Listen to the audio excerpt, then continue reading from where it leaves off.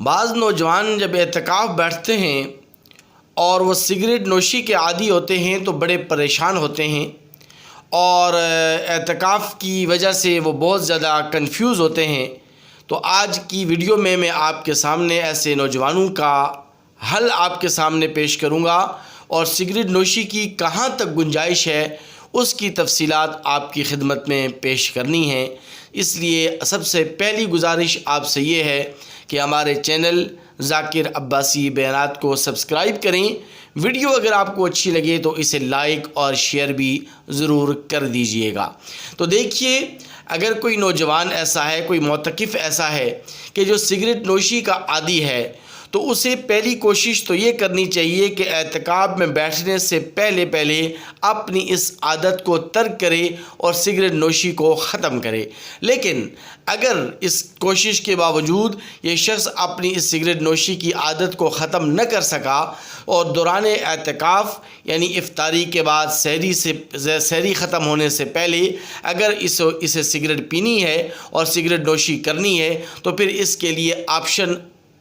محدود ہیں۔ ایک آپشن تو اس کے پاس یہ ہے کہ جب بھی یہ شخص مسجد سے باہر تقاضے کے لیے نکلے، واش روم کے لیے نکلے، بیت الخلاء کے لیے نکلے، تو ایسی صورت میں آتے جاتے ہوئے، راستے میں آتے جاتے ہوئے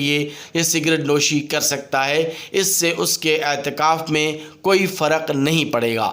یاد رکھیں، اگر کوئی نوجوان یا کوئی بھی معتکف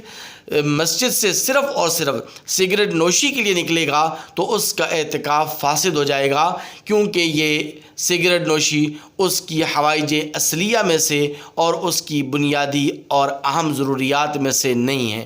تو لہٰذا ایسا شخص واش روم میں آتے جاتے ہوئے سگریٹ نوشی کر سکتا ہے۔ بعض فقہاء کرام نے لکھا ہے، اور فتاوی رشیدیہ کے اندر یہ گنجائش لکھی ہے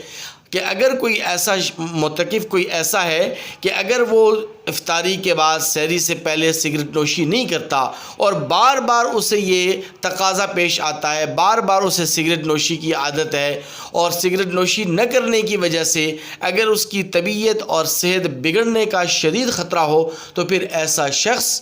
پھر مسجد سے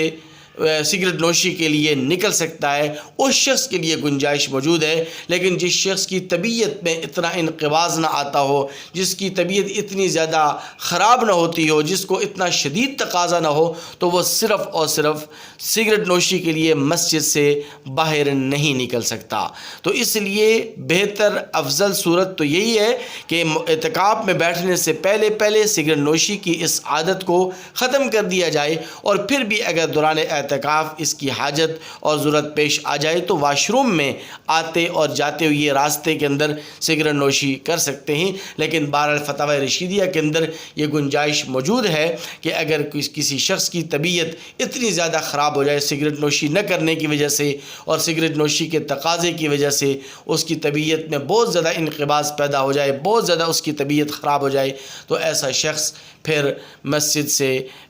سگریٹ نوشی کے لیے بھی نکل سکتا ہے۔ اللہ تعالی ہمیں عمل کرنے کی توفیق نصیب فرمائے۔